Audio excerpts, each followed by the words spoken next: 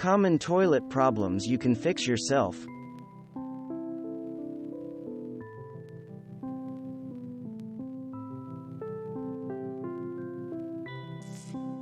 Refill valves come in several designs, and the older styles are commonly referred to as ballcocks, a term that refers to the hollow floating ball that operates the valve cock controlling the water.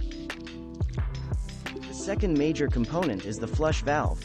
Located in the center of the tank, the flush valve is a plastic or brass fitting attached to the bottom opening on the tank. It operates with a rubber or neoprene flapper or a float ball. The flapper or float ball seats against the valve opening and keeps water in the tank until the flush handle is operated.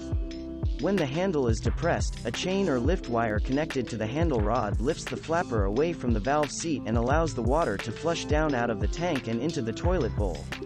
When the tank is empty, the flapper falls back down into the valve seat, sealing the opening and allowing water to refill the tank. One very common, and very annoying, problem you definitely can fix yourself is when a toilet runs constantly.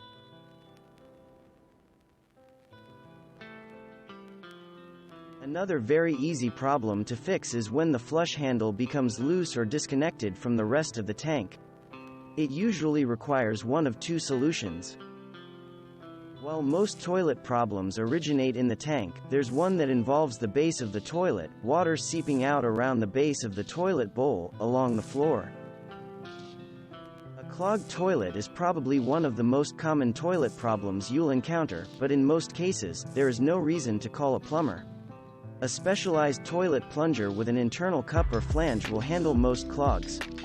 Stubborn clogs may require a special drain snake tool, called a closet auger or toilet auger. Thanks for watching. Subscribe for more interesting videos. And please hit the like button for the YouTube algorithm.